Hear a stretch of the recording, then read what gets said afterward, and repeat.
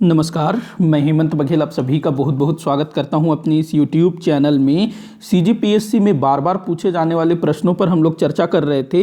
तो इस वीडियो में मैंने टोटल 50 क्वेश्चन लिया है और ये क्वेश्चन ना बहुत बार CGPSC में अलग अलग तरीके से पूछे गए हैं। तो आप लोग वीडियो को आखिर तक देखिएगा और आपसे कितने क्वेश्चन सॉल्व हुए ये ज़रूर बताइएगा। तो चलिए शुरू करते हैं। पहला क्वेश्चन है, छत्तीसगढ़ राज्य गठन किस योजना काल में हुआ था? तो हमारा जो छत्तीसगढ़ राज्य है इसकी स्थापना हुई थी 1 नवंबर सन 2000 को। तो यहाँ पूछ रहा है कि जिस समय छत्तीसगढ़ राज्य का गठन हुआ उस समय कौन सी योजना काल चल रही थी। देखो, पंचवर्षीय योजना ये सिस्टम पहले चला करता था, अब उसको समाप्त कर दिया गया है। तो जिस समय हमारे छत्तीसगढ़ राज्य का गठन हुआ उस समय 9वीं पंचवर्षीय योजना चल रहा था, मतलब कि 9वां पंचवर्षीय काल जो है चल रहा था। तो आंसर ब आपका राइट आंसर हो जाएगा। ये जो 9वां पंचवर्षीय योजना है ये 1997 से सन 2002 तक चला था और इसी बीच हमारे छत्तीसगढ़ राज्य अस्तित्व में आया था। अगला क्वेश्चन देखते हैं, क्षेत्रफल की दृष्टि से सबसे छोटा संभाग कौन सा है? देखो, बड़ा ही सरल क्वेश्चन है। क्षेत्रफल की दृष्टि से पूछ रहा है। तो क्षेत्रफल की दृष्टि से सबसे छोटा संभाग दुर्ग संभाग है। हमारे यहाँ टोटल 5 संभाग हैं, तो क्षेत्रफल की दृष्टि से सबसे छोटा संभाग है दुर्ग। वहीं क्षेत्रफल की दृष्टि से सबसे बड़ा संभाग है बस्तर।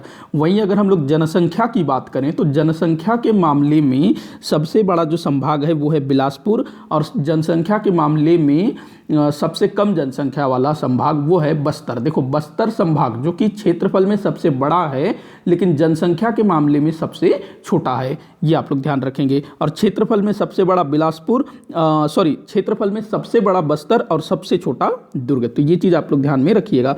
अगला क्वेश्चन है, कवि गोपाल मिश्र किस कलचुरी शासक के दरबारी कवि थे? तो कवि गोपाल मिश्र इनकी काफ़ी सारी रचनाएं हैं। तो ये किस के दरबारी कवि थे? तो राज सिंह कलचुरी शासक थे, उनके दरबार में रहा करते थे कवि गोपाल मिश्र। अगला क्वेश्चन है, छत्तीसगढ़ कितने वर्ष तक मध्य प्रदेश राज्य का अंग रहा? देखो, ये क्वेश्चन भी ना काफ़ी बार रिपीट हुआ है। तो हमारा जो छत्तीसगढ़ है, छत्तीसगढ़ राज्य बनने से पहले, मतलब कि स्वतंत्र राज्य बनने से पहले छत्तीसगढ़ मध्य प्रदेश राज्य का अंग हुआ करता था। तो आपको बताना है कि मध्य प्रदेश के अधीन छत्तीसगढ़ कितने वर्ष रहा। तो देखिए, पहला चीज आपको ये जानना है कि छत्तीसगढ़ मध्य प्रदेश का अंग कब बना। तो 1 नवंबर सन 1956 में मध्य प्रदेश राज्य का गठन होता है और उसी समय छत्तीसगढ़ को मध्य प्रदेश के अंतर्गत रखा जाता है। तो 1956 से सन 2000, क्योंकि 1 नवंबर सन 2000 को हमारे छत्तीसगढ़ राज्य का गठन हुआ था, तो ऐसे में 44 वर्ष 1956 से सन 2000 तक छत्तीसगढ़ मध्य प्रदेश का अंग रहा। तो ये 44 वर्ष तक छत्तीसगढ़ जो है मध्य प्रदेश का अंग रहा। और 1956 से पहले छत्तीसगढ़ जो है मध्य प्रांत एवं बरार का हिस्सा हुआ करता था। अगला क्वेश्चन देखते हैं, छत्तीसगढ़ को स्वतंत्र संभाग का दर्जा कब दिया गया? ये क्वेश्चन भी काफ़ी बार रिपीट हुआ है। देखिए, 1854 में हमारा जो छत्तीसगढ़ है वो ब्रिटिश ईस्ट इंडिया कंपनी के राज्य क्षेत्र में आ गया, मतलब कि अंग्रेजों का अधिकार हो गया हमारे छत्तीसगढ़ में। कब? 1854 में। लॉर्ड डलहौजी था ना इस समय भारत का गवर्नर जनरल, तो उसने हड़प नीति चला करके नागपुर के भोसला शासक का जो संपूर्ण राज्य है उसको हड़प लिया, उसी में हमारा छत्तीसगढ़ भी था। 1861 में 3 जिलों का गठन किया गया छत्तीसगढ़ के अंतर्गत, रायपुर, बिलासपुर और संबलपुर। इसके बाद इसके ठीक अगले वर्ष अर्थात 1862 में जो रायपुर, बिलासपुर और संबलपुर, इन तीनों जिलों को मिलाकर के एक संभाग बनाया गया। संभाग का नाम था छत्तीसगढ़, मुख्यालय था रायपुर। तो छत्तीसगढ़ संभाग कब अस्तित्व में आया? तो 1862 में। अगला क्वेश्चन देखते हैं, छत्तीसगढ़ में आदिवासी विकास खंड है। देखिए, हमारे छत्तीसगढ़ में विकास खंड अर्थात जिसको ब्लॉक भी बोला जाता है, इनकी कुल संख्या है 146। ये ना बढ़ा नहीं है, जितना है उतना ही है। और इन 146 विकास खंडों में से 85 विकास खंड अनुसूचित क्षेत्र अर्थात आदिवासी विकास खंड हैं। वहीं 90 क्या है? तो हमारे छत्तीसगढ़ में 90 विधायक हैं। अगर एंग्लो इंडियन को शामिल कर लिया जाए तो 91 हो जाता है। बाकी जो तहसील है 149 थे, लेकिन अभी जो है तहसीलों की संख्या बढ़ गई है, क्योंकि जो हमारे मुख्यमंत्री भूपेश बघेल जी हैं काफ़ी स्थानों पर जा रहे हैं और नए नए तहसीलों की घोषणा कर रहे हैं। तो अभी 149 नहीं है। आप लोग मुझे कमेंट करके बताइएगा कि कितने तहसील हैं वर्तमान समय में। बाकी आदिवासी विकासखंड 85। अगला क्वेश्चन देखते हैं, छत्तीसगढ़ के राष्ट्रीय प्रतीक चिन्ह को कब अपनाया गया। तो देखिए छत्तीसगढ़ का जो राष्ट्रीय प्रतीक चिन्ह है इसको कब अपनाया गया। हमारा जो छत्तीसगढ़ राज्य है वो कब अस्तित्व में आया, 1 नवंबर सन 2000 को। इसके लगभग 1 वर्ष बाद, लगभग 1 वर्ष या फिर 10 महीने ऐसा हम कह सकते हैं, उसके बाद मतलब कि 4 सितंबर 2001 को हमारे छत्तीसगढ़ के राज्य चिन्ह को अपनाया गया। कब, 4 सितंबर सन 2001 को। राज्य गठन के लगभग 1 वर्ष बाद या फिर कहें तो 10 महीने बाद 4 सितंबर 2001 को छत्तीसगढ़ के जो राज्य प्रतीक चिन्ह है ना, प्रतीक चिन्ह जो ठप्पा लगाया जाता, माफ़ी चाहूँगा यहाँ पर राष्ट्रीय हो गया, यहाँ पर ना राज्य होना था, राज्य प्रतीक चिन्ह जो हमारे छत्तीसगढ़ का जो सील है ना, जिसमें धान की बालियां, ऊर्जा चिन्ह, ये सब चीज़ है। तो छत्तीसगढ़ राज्य का जो प्रतीक चिन्ह है उसको कब अपनाया गया, 4 सितंबर 2001 को। और ये जो 4 जुलाई 2001 है ना, ये भी इम्पॉर्टेंट है। 4 जुलाई 2001 को हमारे छत्तीसगढ़ राज्य के जो राजकीय पशु और राजकीय पक्षी, इनको अपनाया गया था। राजकीय पशु क्या है, वन भैंसा, और राजकीय पक्षी क्या है, पहाड़ी मैना। ये 4 जुलाई 2001 को हुआ था। 4 जुलाई 2001 को ही छत्तीसगढ़ को हर्बल स्टेट का दर्जा दिया गया था। तो ये भी आप लोग ध्यान रखेंगे। और राज्य प्रतीक चिन्ह को कब अपनाया गया, तो 4 सितंबर 2001 को। अगला क्वेश्चन है, एकलव्य प्रयास और छूलो आसमा का संबंध किस क्षेत्र से है। तो ये जो तीनों है ना, एकलव्य, प्रयास और छूलो आसमा, हमारे छत्तीसगढ़ सरकार द्वारा शिक्षा के क्षेत्र में, विशेष करके जो पिछड़े वर्ग है ना, जो अनुसूचित जो क्षेत्रों के जो बालक हैं, उनकी शिक्षा का उचित व्यवस्था के लिए ये 3 प्रकार के विद्यालय स्थापित किए गए हैं, एकलव्य, प्रयास और छूलो आसमा। ये जो एकलव्य है यहाँ पर शायद 6th क्लास से एडमिशन होता है, प्रयास में 9th से होता है जहाँ तक, और छूलो आसमा में 11th। शायद मैं क्लास के बारे में पक्का नहीं हूँ, लेकिन ये तीनों जो है शिक्षा से संबंधित है, स्कूल है तीनों। अगला क्वेश्चन देखते हैं, डोरसा किन मिट्टियों का मिश्रण है। तो डोरसा, देखिए डोरसा हमारे छत्तीसगढ़ में पाया जाने वाला एक मतलब मिट्टी का स्थानीय नाम है। तो किस मिट्टी को डोरसा बोला जाता है। तो देखो यहाँ पर ना मिट्टियों के स्थानीय नाम दिए हैं। मटासी बोला जाता है लाल पीली मिट्टी को, कछार बोला जाता है नदियों के तट के मिट्टी को, कन्हार बोला जाता है जो काली मिट्टी है उसको कन्हार बोला जाता है, जो मरहान है ये बस्तर क्षेत्र में मिट्टी का स्थानीय नाम है। तो ये जो मटासी अर्थात लाल पीली मिट्टी और कन्हार अर्थात काली मिट्टी, इन दोनों के मिश्रण को बोला जाता है डोरसा। मटासी और कन्हार, मतलब कि 1 और 3 आपका राइट आंसर हो जाएगा, 1 और 3 ब। अगला क्वेश्चन देखते हैं, बंजर और ताड़ा नदी किस अपोहा तंत्र का हिस्सा है। बंजर और ताड़ा नदी, देखिए जो बंजर और ताड़ा नदी है ये नर्मदा अपोहा तंत्र का हिस्सा है। हमारे छत्तीसगढ़ का कुछ भाग जो है नर्मदा अपोहा तंत्र के अंतर्गत आता है। और नर्मदा अपोहा तंत्र और जो महानदी अपोहा तंत्र है, इन दोनों के बीच जल विभाजक की भूमिका निभाता है कौन, मैकल पर्वत श्रेणी। तो ये भी आप लोग ध्यान रखेंगे। अगला क्वेश्चन है, बस्तर क्षेत्र में प्रवाहित होने वाली किस नदी का उद्गम स्थल बस्तर क्षेत्र नहीं है। यहाँ पर मुझे लगता है थोड़ा सा मिस्टेक हो गया है, यहाँ नहीं होना था, है होना था, नहीं को काट देते हैं।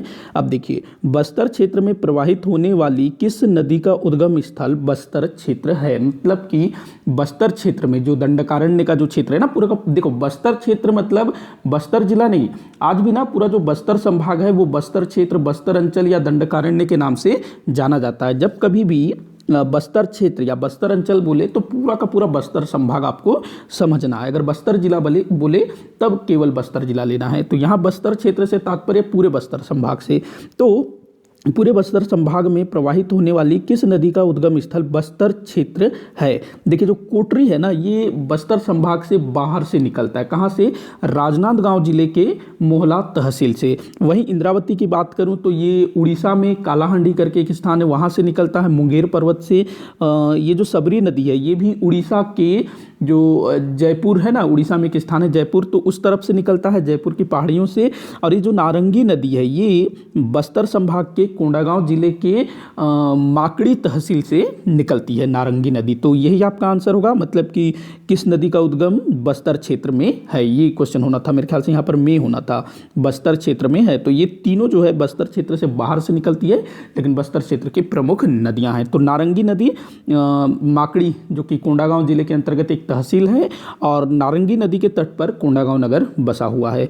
अगला क्वेश्चन देखते हैं, डांडोर किस क्षेत्र का प्राचीन नाम है? तो डांडोर, देखो इस तरह के क्वेश्चन भी काफ़ी पूछा जाता है। डोंगरगढ़ की अगर मैं बात करूं तो इसका जो प्राचीन नाम मिलता है कामावतीपुरी। वहाँ के एक राजा थे कामसेन, उन्हीं के नाम पर इस क्षेत्र का नाम कामावतीपुरी पड़ा था। पेंड्रा का भी कुछ तो प्राचीन नाम है, मुझे फिलहाल याद नहीं आ रहा है। सरगुजा को कहा जाता था डांडोर, सरगुजा को डांडोर। बस्तर की अगर मैं बात करूं तो महाकांतर, दंडकारण्य, इसके अलावा भ्रमरकोट, चक्रकूट, इन सब नामों से जाना जाता था बस्तर को। बाकी मैं पेंड्रा का आपको बताऊंगा, पेंड्रा को भी ना कुछ तो कहा जाता था प्राचीन समय में। बाकी जो डांडोर है वो सरगुजा को बोला जाता था। अगला क्वेश्चन देखते हैं, बिलासपुर के तालाग्राम का देवरानी जेठानी मंदिर किस देवता को समर्पित है? ये क्वेश्चन काफ़ी बार पूछा गया है, मतलब ये नहीं, ये ज़्यादा पूछा गया है कि जो देवरानी जेठानी मंदिर है कहाँ स्थित है, ये बहुत बार पूछा गया है। तो बिलासपुर जिले के तालाग्राम में स्थित है। और ये किस देवता को समर्पित है? तो देखिए ये शिव, यहाँ पर ना रुद्र शिव की प्रतिमा प्राप्त हुई है इस मंदिर में, रुद्र शिव की प्रतिमा। तो ये शिव भगवान को समर्पित है देवरानी जेठानी मंदिर। ये राज्य का ना सबसे प्राचीन मंदिर इसको माना जाता है, देवरानी जेठानी मंदिर को।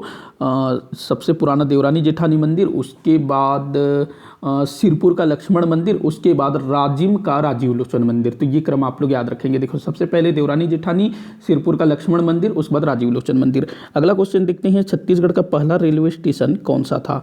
तो छत्तीसगढ़ का पहला रेलवे स्टेशन तो ये था राजनांदगांव। ये लगभग ना 1882 के आसपास में इसका काम हुआ था शायद। राजनांदगांव पहला रेलवे स्टेशन था।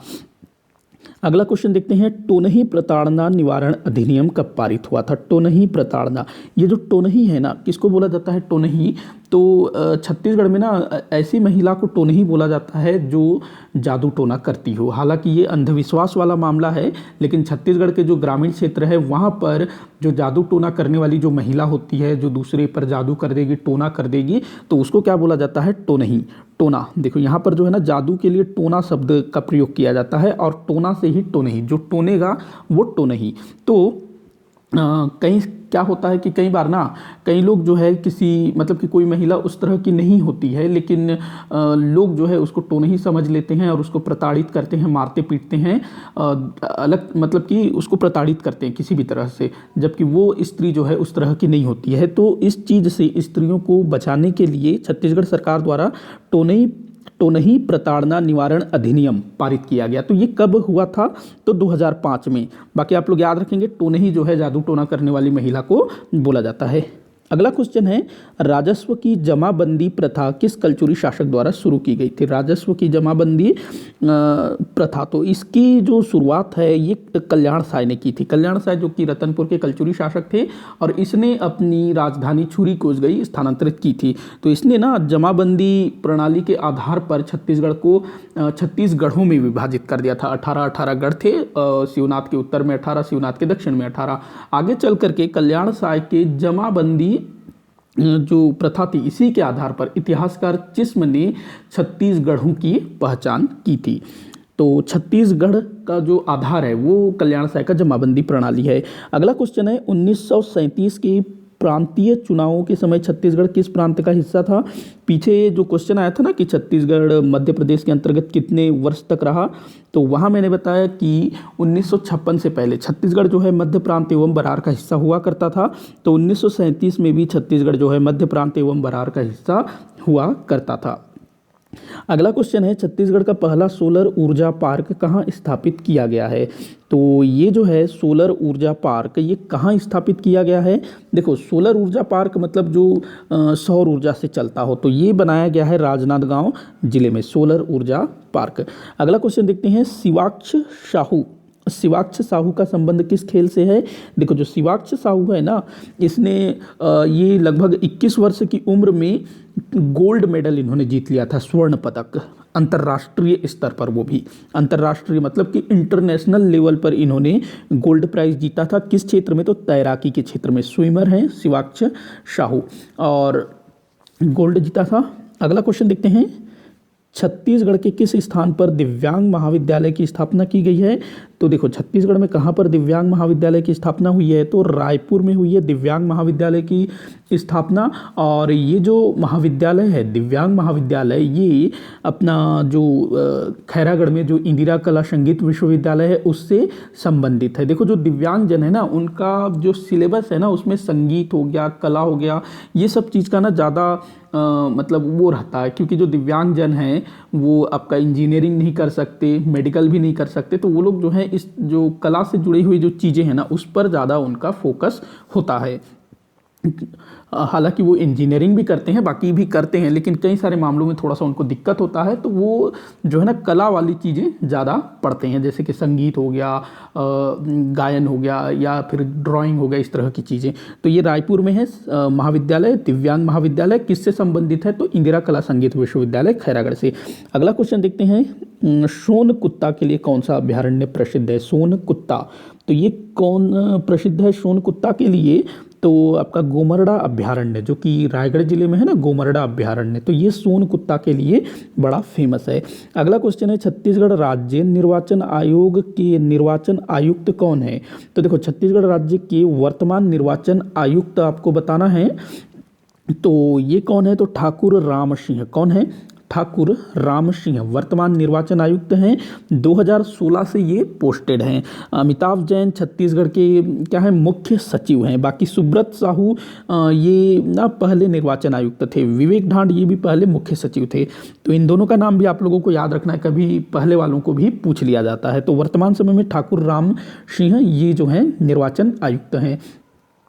अगला क्वेश्चन देखते हैं, ग्राम सभा का उल्लेख किस अनुच्छेद में है? तो देखो ग्राम पंचायत, ग्राम सभा, इनसे काफ़ी क्वेश्चन पूछा जाता है। तो ग्राम सभा का उल्लेख कहाँ पर है? तो 243 क में, 243 क में ग्राम सभा का उल्लेख है। अगला क्वेश्चन है, पंचायती राज किस सूची का विषय है? तो पंचायती राज किस सूची का विषय है? देखो हमारे संविधान में 3 सूचियां दी हुई है, संघ सूची, समवर्ती सूची और राज्य सूची।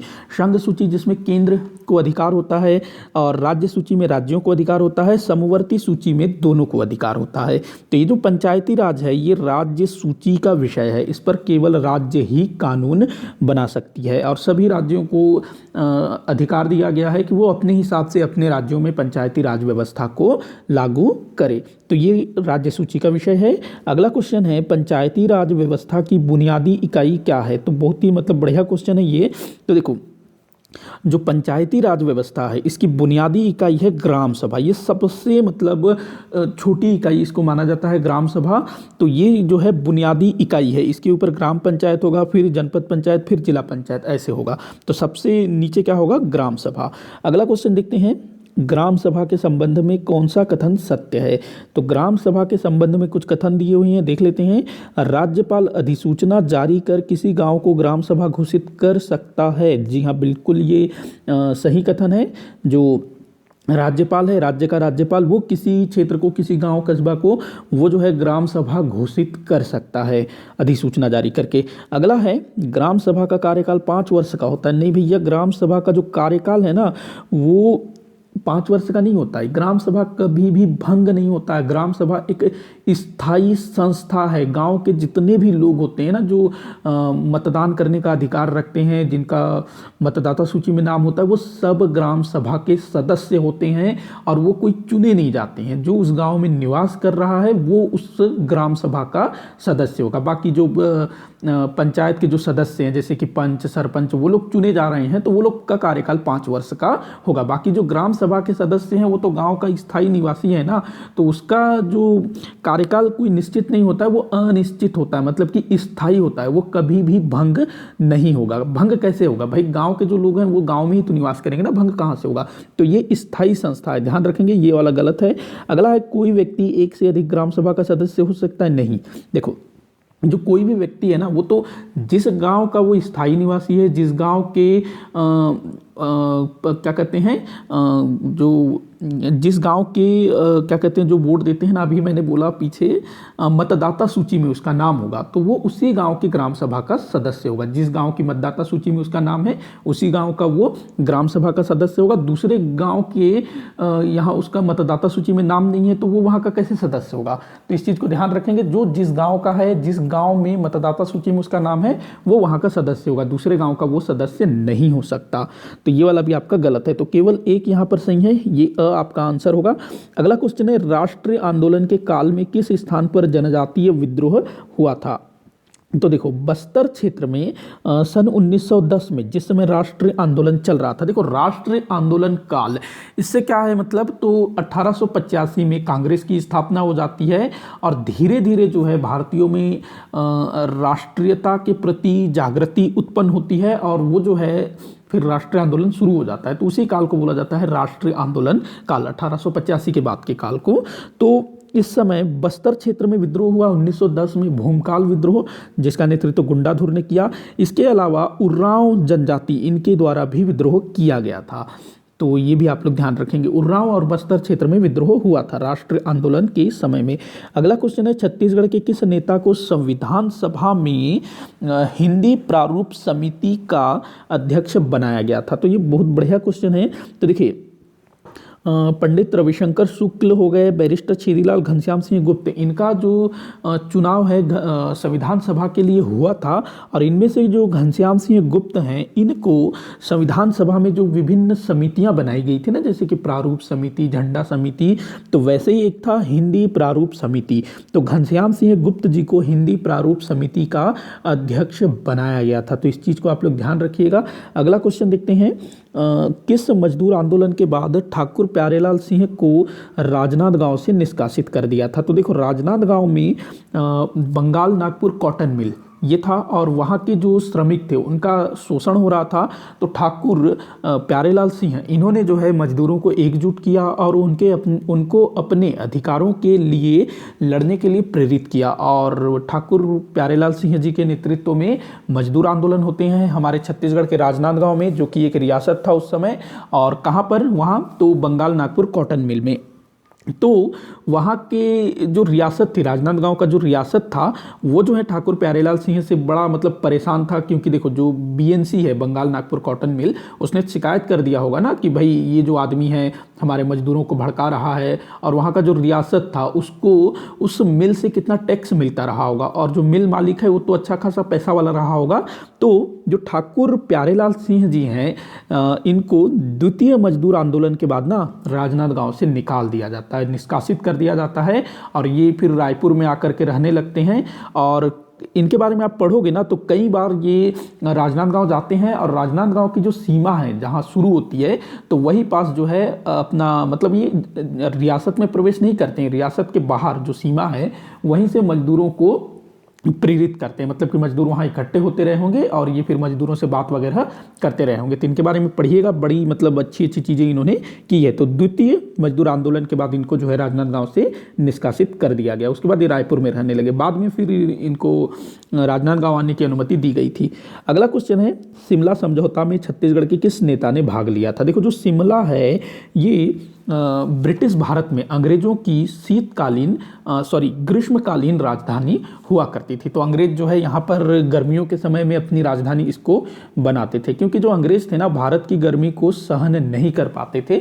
तो गर्मियों में जो गवर्नर जनरल या फिर जो वायसराय है वो शिमला में अपना पूरा ऑफिस लेकर के आ जाता था। तो क्या था कि जब द्वितीय विश्व युद्ध समाप्त होता है और अपने यहाँ जो भारत में भारत छोड़ो आंदोलन, तो शिमला सम्मेलन होता है और भारत के जितने भी प्रांत हैं प्रांतों के सभी मुख्यमंत्रियों को शिमला सम्मेलन में आमंत्रित किया जाता है।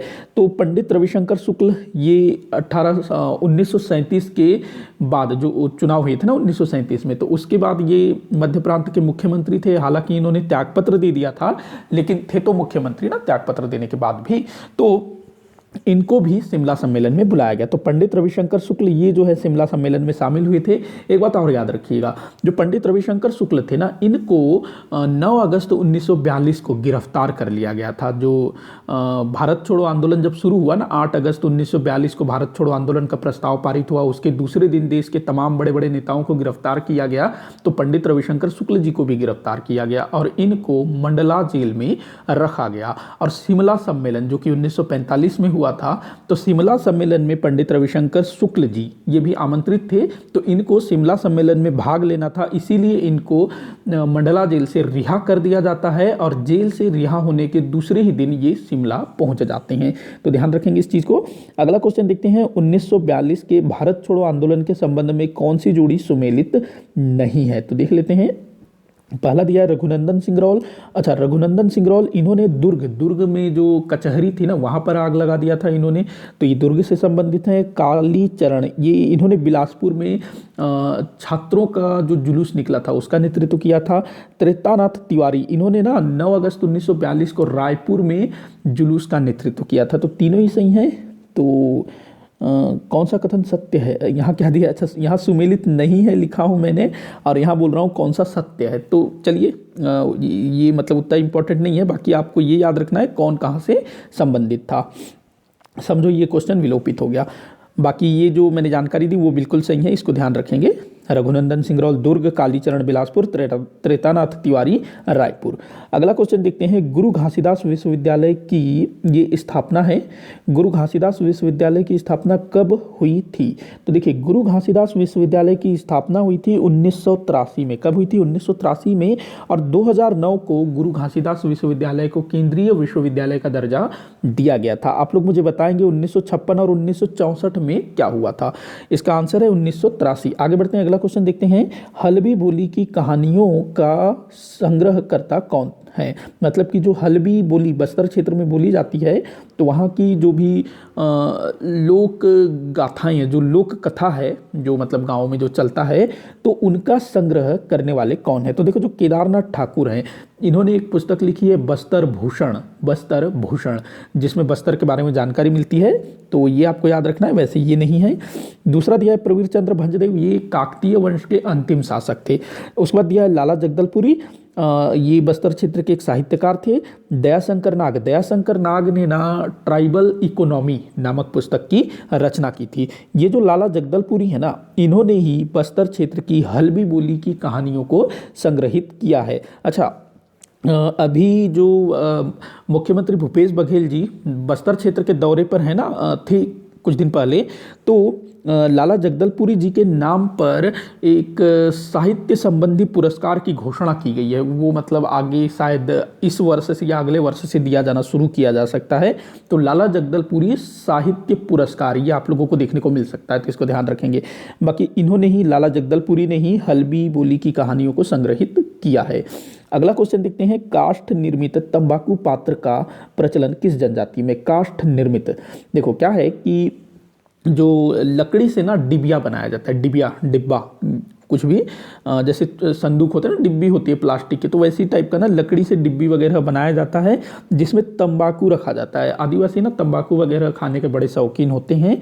तो काष्ठ निर्मित तंबाकू पात्र का प्रचलन किस जनजाति में है? तो ये मुरिया जनजाति में देखने को मिलता है। ये लोग बड़े ही सुंदर सुंदर डिबिया बनाते हैं, पात्र बनाते हैं, जिसमें तंबाकू वगैरह रखते हैं। तंबाकू और साथ में क्या चूना होता है ना, चूना और तंबाकू को मलते हैं। तो तंबाकू रखने के लिए ये लोग लकड़ी से सुंदर डिब्बी या डब्बे का निर्माण करते हैं। डिब्बा माफ़ी चाहूँगा।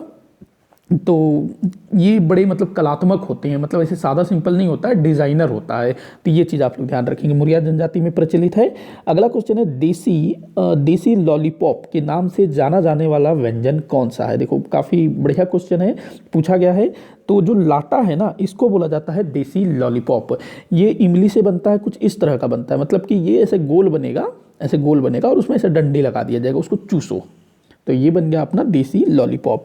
अगला क्वेश्चन है, नकटा और नकटी का संबंध किस पर्व से है? तो ये जो है ना, नकटा और नकटी, इनका संबंध है बस्तर क्षेत्र में मनाए जाने वाले छेरछेरा का। वैसे तो छेरछेरा पूरे राज्य में मनाया जाता है, लेकिन जो बस्तर का जो छेरछेरा है वो थोड़ा सा अलग होता है। तो इसमें जो है नकटा और नकटी ये होते हैं, नकटा और नकटी। नकटा जो है मेल होता है, नकटी फीमेल होती है, ध्यान रखेंगे। तो ये बस्तर के छेरछेरा से संबंधित है। बस्तर में ना जो लड़कियां होती हैं छेरछेरा के समय तारा गीत गाती हैं, ये भी आप लोगों को ध्यान रखना है, ये किसी पेपर में पूछा भी है। तो तारा गीत बस्तर में छेरछेरा के समय लड़कियों द्वारा, और नकटा नकटी ये भी छेरछेरा से संबंधित है। बाकी पोला कब मनाया जाता है, तो भाद्रपद अमावस्या के दिन। हरेली मनाया जाता है श्रावण अमावस्या के दिन। अगला क्वेश्चन है, छत्तीसगढ़ में फेरों के समय गाया जाने वाला विवाह गीत कौन सा है। फेरों के समय विवाह होता है ना, तो फेरे लगते हैं ना, दूल्हा दुल्हन का गठबंधन किया जाता है। पिछले किसी वीडियो में मैंने गठबंधन का छत्तीसगढ़ी रूप बताया था, शायद गठ जोराव, गठ जोराव। तो जब गठ जोराव होता है, गठबंधन होता है, उसके बाद जो दूल्हा दुल्हन हैं वो अग्नि के चारों ओर जो है चक्कर लगाते हैं, फेरे लेते हैं ना, 7 फेरे। तो ये जो 7 फेरे लेते हैं उस टाइम पर कौन सा गीत गाया जाता है, ये आपको बताना है। तो देखो, जो भड़ैनी है ये तो जब बारातियों को भोजन खिलाया जा रहा होता है ना, उस टाइम पर वधु पक्ष के लोग हास परिहास के लिए भड़ैनी गीत गाते हैं बारातियों को भोजन परोसने के समय में। परघैनी, परघैनी जो है बारातियों के स्वागत के समय गाया जाता है। और विदाई, पता चल रहा है नाम से ही कि ये विदाई के समय गाया जाने वाला गीत है। और ये जो भांवर है यही फेरों के समय गाया जाने वाला गीत है, भांवर। अगला क्वेश्चन देखते हैं, देवधारा जलप्रपात किस अभ्यारण्य में है। देवधारा जलप्रपात, तो ये बारनवापारा अभ्यारण्य के अंतर्गत है देवधारा जलप्रपात। और पिछले किसी वीडियो में मैंने बताया था उदंती जलप्रपात में उदंती अभ्यारण्य में गोदना जलप्रपात, और बारनवापारा अभ्यारण्य में देवधारा जलप्रपात। अगला क्वेश्चन है, यह किसका मत है कि छत्तीसगढ़ चेदीसगढ़ का बिगड़ा हुआ रूप है। तो ये किसका मत है, तो हीरालाल काव्योपाध्याय। हीरालाल काव्योपाध्याय, जिनको छत्तीसगढ़ का पाणिनि कहा जाता है, छत्तीसगढ़ी भाषा का पहला व्याकरण इन्होंने लिखा था। तो इनका मत है कि छत्तीसगढ़ जो शब्द है ना, छत्तीसगढ़, हमारे छत्तीसगढ़ का नाम है छत्तीसगढ़, तो ये जो छत्तीसगढ़ शब्द है ये कहाँ से निकला, चेदीसगढ़ से। ऐसा किनका मानना है, हीरालाल काव्योपाध्याय जी का। मतलब पहले चेदीसगढ़, इनका कहना था कि जो चेदी महाजनपद जो कि महाभारत काल में था, इसके अलावा महाजनपद काल में भी था, तो जो छत्तीसगढ़ है वो इसी चेदी महाजनपद के अंतर्गत आता था और चेदीसगढ़ कहलाता था। और यही चेदीसगढ़ कालांतर में बिगड़ कर हो गया छत्तीसगढ़। तो ये किनका मानना है, हीरालाल काव्योपाध्याय जी का। आगे बढ़ते हैं, अगला क्वेश्चन देखते हैं, द बिरहोर नामक पुस्तक के लेखक कौन है। द बिरहोर, तो देखो जो वेरियर एल्विन थे इन्होंने काफ़ी सारी पुस्तकें लिखी है जनजातियों के ऊपर, the Gaur, the Kamar, the Agaria, Muria and their Ghotul, ये सब किनकी रचना है, वेरियर एल्विन की। दयाशंकर नाग ट्राइबल इकोनॉमी, वहीं ग्रियर्सन इसने भारत का भाषा शास्त्रीय अध्ययन किया है। और ये जो एस.सी. रॉय है इसी ने लिखा है द बिरहोर, द बिरहोर। तो जितनी भी आदिवासियों के ऊपर पुस्तकें लिखी गई है ना, 8-10 कुछ है, तो वो सबको आप लोग याद रखिएगा। अगला क्वेश्चन है, किस जनजाति की ऐसी मान्यता है कि हल जोतने से धरती माता को कष्ट होता है। धरती माता, मुझे सलमान खान का कोई सा डायलॉग हो गया कि सलमान खान का कोई सा डायलॉग याद आ रहा है कि कुछ तो है ना, मतलब शायद, चलो छोड़ो, जाने दो क्या क्या चीज़ याद आता है। तो किस जनजाति की ऐसी मान्यता है कि हल जोतने से धरती माता को कष्ट होता है। तो कमार, कमार 2 बार हो गया है। ये बैगा जनजाति का ऐसा मानना है। बैगा जनजाति जो कि बेवार नामक स्थानांतरित कृषि करती है, बेवार नामक स्थानांतरित कृषि, तो इनका ऐसा मानना है कि हल जोतेंगे तो धरती माता को कष्ट होगा। भाई हल किस तरह का होता है, ऐसा होता है ना, यहाँ पर बैल जुते हुए होते हैं यहाँ पर, और इस तरफ किसान होता है, और ये जो भाग होता है यहाँ पर लोहे का फाल लगा हुआ होता है जो कि धरती की सीना को चीरता है। एक तरह से अगर हम लोग देखें तो धरती के अंदर गड़ा हुआ होता है ना, और वो पूरा फाड़ते हुए चल देता है, तो इससे धरती माता को कष्ट होता होगा, ऐसा बैगा जनजाति का मानना है। तो ये लोग जो है बेवार कृषि करते हैं, जिसमें शायद ये लोग जो अनाज है उसको सिर्फ ऐसे बिखेर देते होंगे और उसके ऊपर मिट्टी ढाँप देते होंगे, मतलब ये लोग हल नहीं चलाते होंगे। तो ये बैगा जनजाति की ऐसी मान्यता है। अगला क्वेश्चन है, छत्तीसगढ़ के किस लोकनाट्य में उड़िया का प्रभाव देखने को मिलता है। तो देखो हमारा जो छत्तीसगढ़ है ना, उड़ीसा राज्य से काफ़ी मतलब लगा हुआ है। हमारे छत्तीसगढ़ के लगभग 8 जिले हैं जो कि उड़ीसा राज्य की सीमा को स्पर्श करते हैं, और हमारे छत्तीसगढ़ के इन 8 जिलों में उड़ीसा का बहुत ज़्यादा प्रभाव देखने को मिलता है। इनकी संस्कृति, इनकी बोली में भी उड़िया का प्रभाव देखने को मिलता है। तो कौन सा लोकनाट्य है जिसमें उड़ीसा का प्रभाव देखने को मिलता है? तो ये है भतरा नाट। भतरा नाट जो कि बस्तर क्षेत्र में प्रचलित है। तो इस भतरा नाट में उड़िया प्रभाव बहुत ज़्यादा देखने को मिलता है। अगला क्वेश्चन है, छत्तीसगढ़ी का भाषा शास्त्रीय अध्ययन के रचयिता हैं। ये एक पुस्तक है, छत्तीसगढ़ी का भाषा शास्त्रीय अध्ययन। छत्तीसगढ़ी का भाषा शास्त्रीय अध्ययन जो कि शंकर शीष द्वारा लिखा गया है। किसने लिखा है? शंकर शीष। छत्तीसगढ़ी का भाषा शास्त्रीय अध्ययन। वही नरेंद्र देव वर्मा की बात करूं तो इन्होंने छत्तीसगढ़ी भाषा का उद्विकास नामक पुस्तक लिखा है। तो इस तरह के ना 6 या 7 पुस्तकें हैं जो अक्सर पूछा जाता है और इसमें बच्चे मिस्टेक कर देते हैं, तो आप लोग इसको अच्छे से याद रखिएगा। हीरालाल काव्य उपाध्याय वही छत्तीसगढ़ वाले, और छत्तीसगढ़ का पहला व्याकरण इन्होंने लिखा। और जो पंडित सुंदरलाल शर्मा थे, इन्होंने दान लीला लिखा, कृष्ण जन्म स्थान पत्रिका, बहुत सारी चीज़ें हैं पंडित सुंदरलाल शर्मा की भी, इसको भी देखिएगा। अगला क्वेश्चन है, पंडित सुंदरलाल शर्मा ग्रंथालय कहाँ स्थित है? तो देखो पंडित सुंदरलाल शर्मा, इनके नाम पर मुक्त विश्वविद्यालय भी है ना। पंडित सुंदरलाल शर्मा मुक्त विश्वविद्यालय कहाँ पर है? बिलासपुर जिले में है। तो इन्हीं के नाम पर एक ग्रंथालय भी है, लाइब्रेरी, पंडित सुंदरलाल शर्मा लाइब्रेरी। तो कहाँ पर है ये? देखो इनके नाम पर विश्वविद्यालय है बिलासपुर में, लेकिन ये जो ग्रंथालय है ये है रायपुर में। रायपुर में जो रविशंकर शुक्ल विश्वविद्यालय है ना, उसी के अंतर्गत है ये ग्रंथालय। ध्यान रखिएगा, बिलासपुर मत लगाइएगा या फिर पंडित सुंदरलाल शर्मा विश्वविद्यालय मत लगाइएगा, ये रविशंकर विश्वविद्यालय में है। अगला क्वेश्चन देखते हैं, गोंड जनजाति का कोज्जी व कुंडा मिलान क्या है? तो गोंड जनजाति में कोज्जी और कुंडा मिलान कोई परंपरा है। तो क्या है ये? मृतक संस्कार। ये जैसे कि होता है ना 13वीं 9वीं 10वीं, तो वैसे टाइप से इनमें कोज्जी व कुंड मिलान नामक मृतक संस्कार प्रचलित है। अगला क्वेश्चन देखते हैं, सगराखंड नामक देवता का संबंध किस जनजाति से है? सगराखंड। उर्राव जनजाति में तो सरना देवी ये प्रमुख है। बैगा जनजाति में कौन? बूढ़ा देव है क्या? बूढ़ा देव है जहाँ तक। गोंड जनजाति का दूल्हा देव। और ये जो कंवर जनजाति है इसी से संबंधित है सगराखंड नामक देवता, कंवर जनजाति, ध्यान रखना, जो कि सैन्य कार्य करती थी ना, इनका पारंपरिक कार्य सैन्य। अगला क्वेश्चन है, छत्तीसगढ़ की कौन सी जनजाति स्वयं को बलराम का वंशज मानती है? तो देखो हमारे छत्तीसगढ़ में एक जनजाति है जो खुद का संबंध ना श्री कृष्ण जी के बड़े भाई बलराम, जो कि हल वाहक थे, हल उनका अस्त्र था ना, हल पकड़े हुए होते थे, हल से अपने शत्रुओं का दमन करते थे। तो बलराम अथवा बलभद्र तो खुद को बलराम का वंशज मानते हैं। कौन सी जनजाति है? तो हलबा जनजाति। ध्यान रखिएगा, हलबा जनजाति जिसकी बोली हल्बी है और इनका मुख्य संकेंद्रण बस्तर क्षेत्र में है। तो हलबा जनजाति जो है खुद को बलराम जी का वंशज मानते हैं, और जो बलराम जी थे वो हल वाहक थे, हल वाहक। और ये जो हल वाहक है, इसी हलवाहक का बिगड़ा हुआ रूप हलबा है, ऐसा बोला जाता है, हलवाहक हलबा। और कंवर जनजाति की बात करूं तो कंवर जनजाति ना खुद को कौरवों का वंशज मानते हैं। कौरव, वो जो दुर्योधन वाला जो कौरव है ना, महाभारत में पांडव कौरव, तो जो कौरव हैं उनका वंशज मानते हैं कौन? कंवर जनजाति खुद को। तो ये भी आप लोग ध्यान रखेंगे। अगला क्वेश्चन देखते हैं, छत्तीसगढ़ के किस नगर का प्राचीन नाम इंद्रपुर था? तो इस तरह के क्वेश्चन भी काफ़ी पूछे जाते हैं। तो जो खरौद है ना, कहाँ है? जांजगीर चांपा में। तो खरौद को प्राचीन समय में इंद्रपुर कहा जाता था, और इसकी स्थापना की थी पांडुवंश के इंद्रबल नामक व्यक्ति ने। ध्यान रखेंगे, इंद्रबल ने इसकी स्थापना की थी। अगला क्वेश्चन देखते हैं, महाकवि ईशान का संबंध छत्तीसगढ़ के किस शासक से था? तो काफ़ी बार पूछा गया ये क्वेश्चन है। तो पांडुवंश के शासक महाशिवगुप्त बालार्जुन के दरबारी कवि थे कवि ईशान। और ये जो महाशिवगुप्त बालार्जुन हैं ये किसके समकालीन थे? हर्षवर्धन के समकालीन थे। और हर्षवर्धन का दरबारी कवि कौन था? तो बाणभट्ट। हर्षवर्धन का ही एक और समकालीन शासक था पुलकेशिन द्वितीय। पुलकेशिन द्वितीय का दरबारी कवि था रविकीर्ति। और महाशिवगुप्त बालार्जुन का दरबारी कवि था महाकवि ईशान। तो ये चीज़ आप लोग ध्यान में रखिएगा। इस वीडियो का आखिरी क्वेश्चन देख लेते हैं।